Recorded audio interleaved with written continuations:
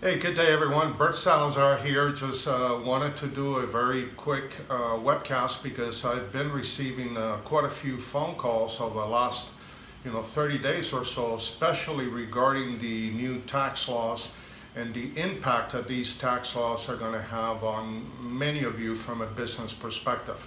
Now, one of the things that I can tell you is that I'm going to start doing some webinars and podcasts on the individual products and services that make up this entire process of creating a tax-free retirement life. Now, in many of the phone calls and conversations and even webcast and web conference calls that I do with many of you, one of the questions that keeps coming up is, how do you put together a tax-free retirement life? Because up until now, everything, especially if you're already retired, everything that you're generating is pretty much taxable from a business perspective. So one of the things that we do at Cambridge, and just as an FYI, we own two companies. We have Cambridge Financial Partners LLC, which deals with the insurance, the risk management, and the product sequencing of the house. That's where we do all the actual planning to put things together on behalf of our clients. And then we also own Camelot International Group LLC, which is the alternative investment side of the house where we do life settlements for qualified clients and individuals alike. So we're pretty well diversified from a business perspective.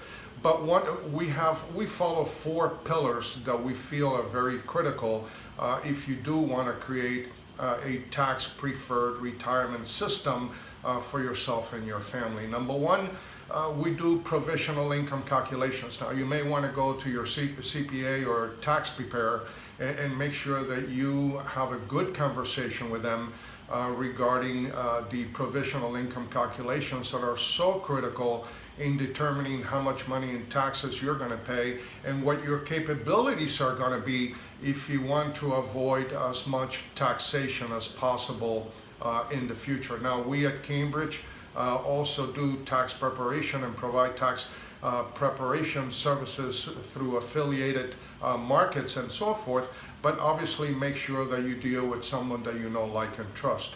Now, the provisional income calculation pretty much determines how much of your Social Security benefits are going to be taxed in the future. And that's very critical because most Americans feel that once they retire, because of the fact that they have been paying into Social Security for so many years, and Social Security deductions are a tax that you pay every single year, that when you retire, those benefits are going to be totally tax-free.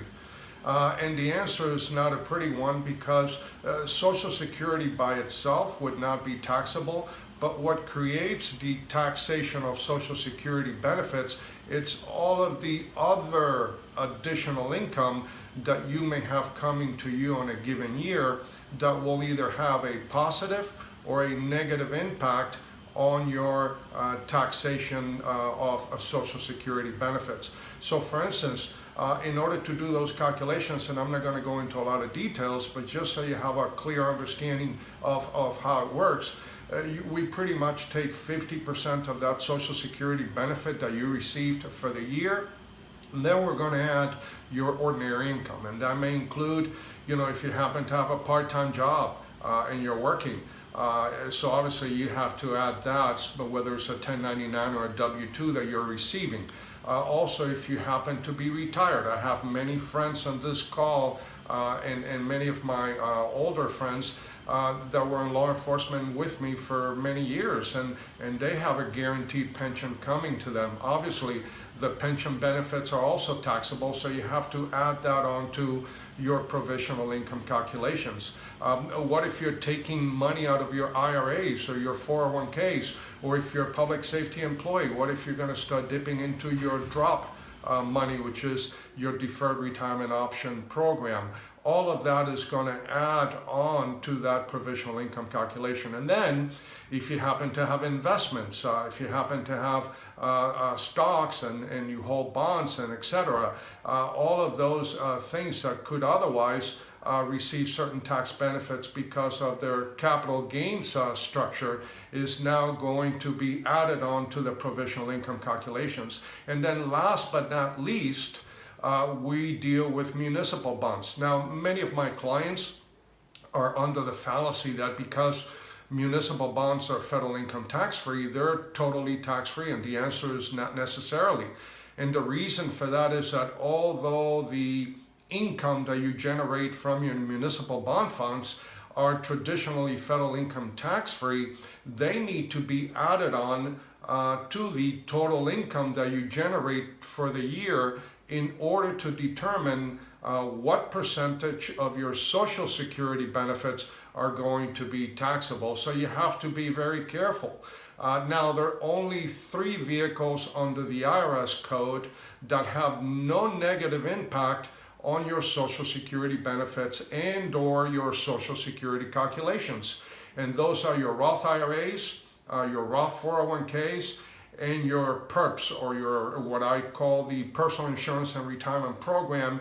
And we're going to start doing more webcasts, and I'm going to start doing webinars regarding those specific problems. But what's also very critical is that as you're doing these provisional income calculations, you know, not all income is created equal. So you have to make certain that you balance out your distribution from one year to the next in order to maximize the benefit for you and your family.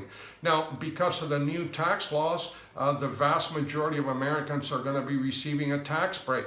But it's only for the next 8 years, because on the individual side of the house, not on the corporate side of the house, but on the individual side of the house, the tax laws are going to sunset 8 years from now. And then after that, unless the new president decides to expand those tax law benefits, it will go back to the old law, which we had in 2017 and before that. So you have to be very careful. So at the end of the day, there's an 8-year window, which is a fire sale if you want to start to create more and more of your income in retirement to be tax-free. Another type of planning that we do is Social Security calculations. Because it all goes hand in hand. So one of the beauties that we have at Cambridge and Camelot is our ability to determine when does it really make sense for you to pull income out of your Social Security. Now, one of the fallacies that we get from our clients on a regular basis is they want to wait, you know, until either 67 or 70 in order to pull income because of the fact that they're going to be able to pull more. Yes. You will be able to pull more income, and the reasons for that is that you have less time to go. You know, mortality plays a critical issue when deciphering or determining when you're going to start taking distribution out of your Social Security benefits. The other thing that is very critical to understand is that if you're married and you're filing jointly, you have to do some Social Security planning and protection, because yes, upon the death of one of you, the surviving spouse is going to take the higher Social Security benefit. But even if he or she were to do so, you're also losing one of those Social Security benefits that you were receiving. So you have to do Social Security planning to make certain that at the death of the first spouse, that there is sufficient assets in place on a guaranteed basis that would replace that income that you would otherwise lose unless you do proper planning. And then obviously we do Medicare planning as well, because Medicare, contrary to popular belief, is not as cost effective or cheap as most of us think. And for those of you that have pensions, or you have some kind of a health insurance benefit through your employer, it is very critical to find out, and this you would have to go into the plan document to determine whether your health insurance benefit are going to be primary or secondary to Medicare upon retirement. So these are all things that we have the ability to help you with, and I'm going to be conducting more and more webcasts and webinars and podcasts along those lines. So I want to wish you all a great day. Thank you for giving me a few minutes of your time to share some ideas with you, and we'll talk very, very soon.